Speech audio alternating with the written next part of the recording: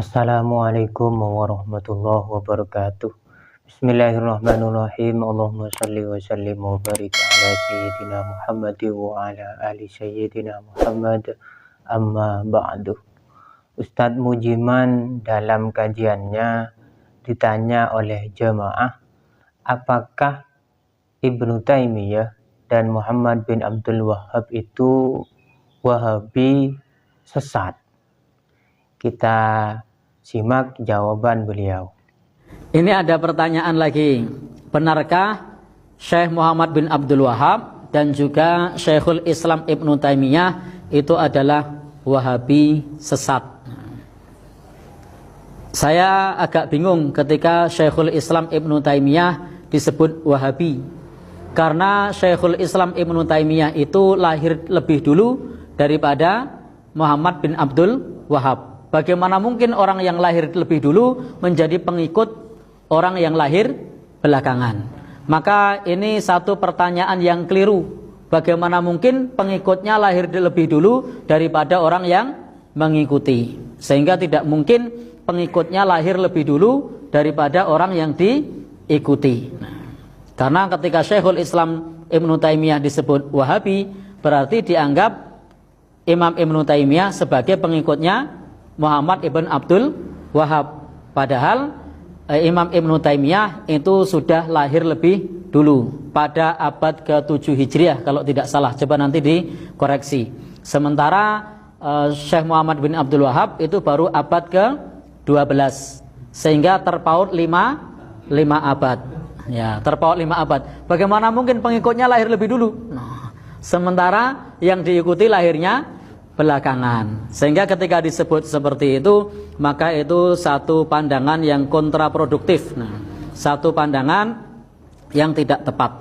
Di mana tidak tepatnya menganggap sebagai Wahabi dan menganggap sesat Ibnu Taimiyah, padahal Ibnu Taimiyah lahir lebih dulu. Kemudian yang kedua terkait Syekh Muhammad bin Abdul Wahhab, kemudian dianggap sebagai tokoh sesat. Maka daripada nanti kita banyak persangkaan tentang beliau sesat atau tidak, lebih baik membaca dari buku-buku beliau langsung.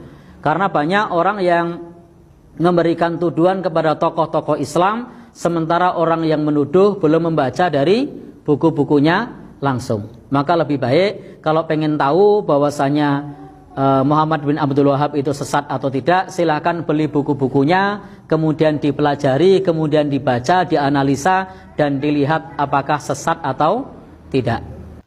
Jadi jawaban beliau itu, intinya Muhammad bin Abdul Wahhab itu atau Ibnu Taimiyah itu bukanlah Wahabi. Karena Wahabi itu lahir setelah masa Ibnu Taimiyah.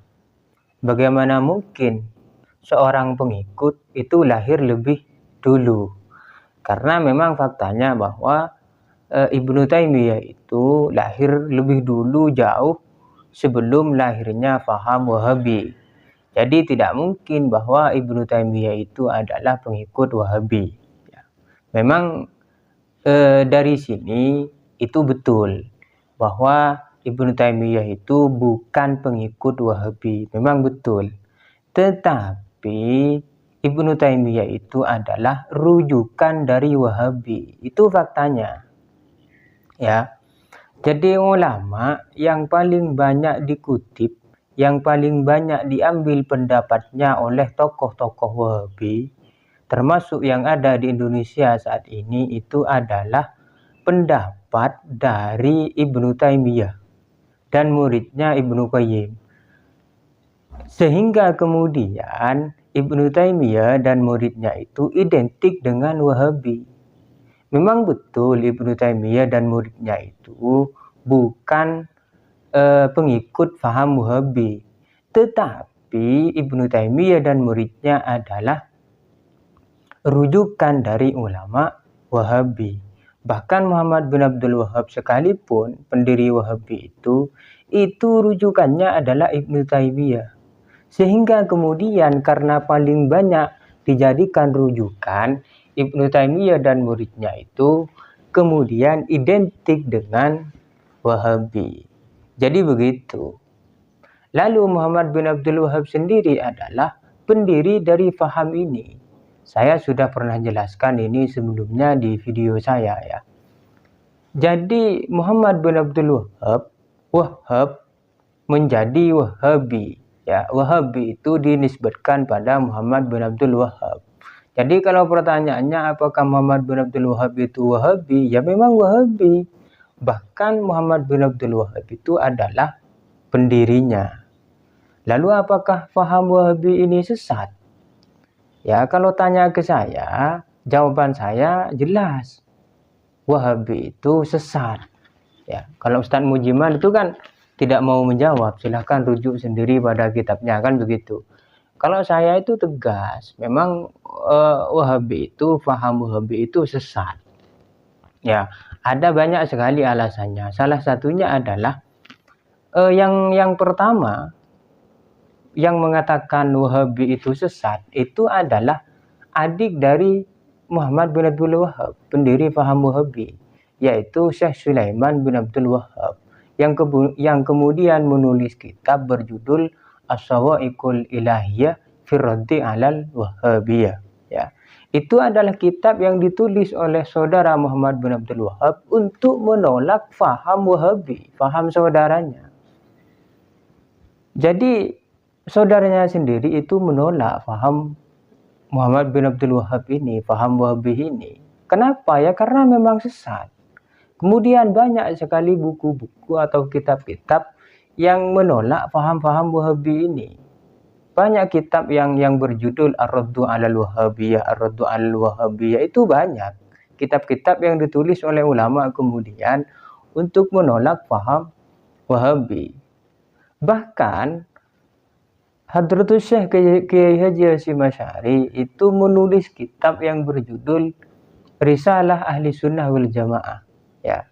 Di situ kalau di kitab saya itu di halaman 9 sampai halaman 10, beliau di situ dengan jelas mengatakan bahwa ada salah satu firqah atau kelompok yang tidak boleh diikuti, yaitu kelompok yang mengikuti atau menganut faham dari Muhammad bin Abdul Wahab dan Ibnu Taimiyah dan Ibnu Qayyim al-Jauziyah, murid Ibnu Taimiyah. Di situ dijelaskan oleh Mbah Hasyim Asy'ari bahwa kelompok ini tidak boleh diikuti. Kenapa tidak boleh diikuti? Karena ini dimasukkan oleh Mbah Hasyim Asy'ari ke dalam kelompok yang sesat. Begitu ya.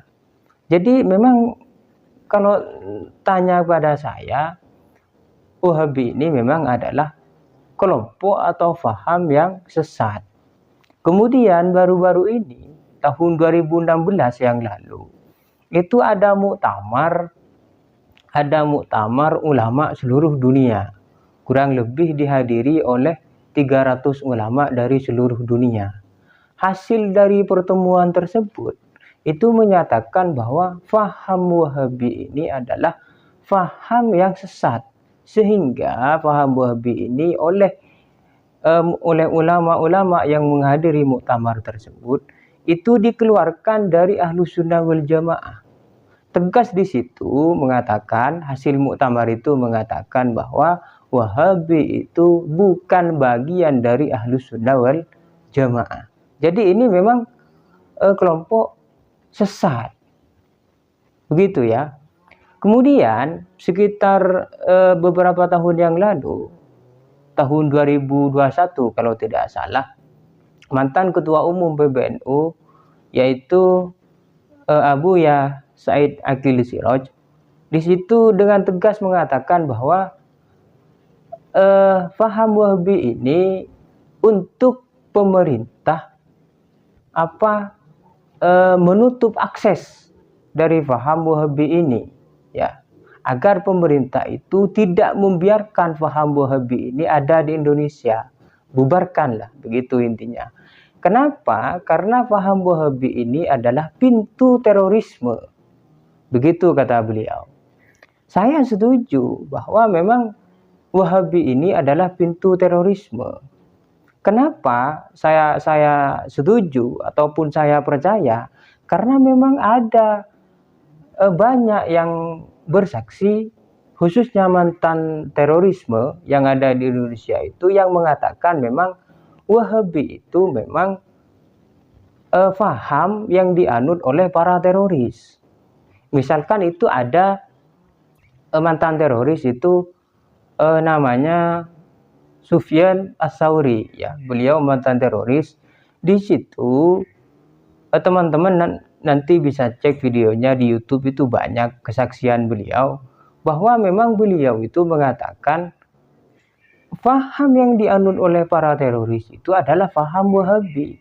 Bahkan kitab rujukannya itu adalah kitabnya Muhammad bin Abdul Wahhab yang berjudul Ad-Durarus Tsaniyah. Itu pasti, kata beliau, rujukan dari para teroris itu pasti kitabnya Muhammad bin Abdul Wahhab, Ad-Durarus Tsaniyah itu. Bahkan kalau Gus Islah Bahrawi itu, beliau kan memang yang membidangi di terorisme, ya. Beliau bahkan mengatakan 100%, ya, 100% Wahabi itu fahamnya adalah faham Wahabi. Teroris itu 100% fahamnya adalah faham Wahabi. Jadi kalau saya pribadi itu jelas mengatakan bahwa Wahabi itu sesat. Ya, sesat itu bukan berarti, ini perlu digarisbawahi, ya, bukan berarti saya mengkafirkan, tidak, itu bukan kapasitas saya untuk mengkafirkan begitu. Sesat itu kan ya sesat saja begitu, sesat secara pemikiran, sesat secara perbuatan begitu, ya. Kalau kafir itu, kalau mengkafirkan itu bukan khas dari Ahlus Sunnah wal Jamaah. Tetapi kalau pertanyaannya sesat apa tidak Wahabi itu, ya sesat. Begitu, ya. Semoga dipahami. Akhiran, assalamualaikum warahmatullahi wabarakatuh.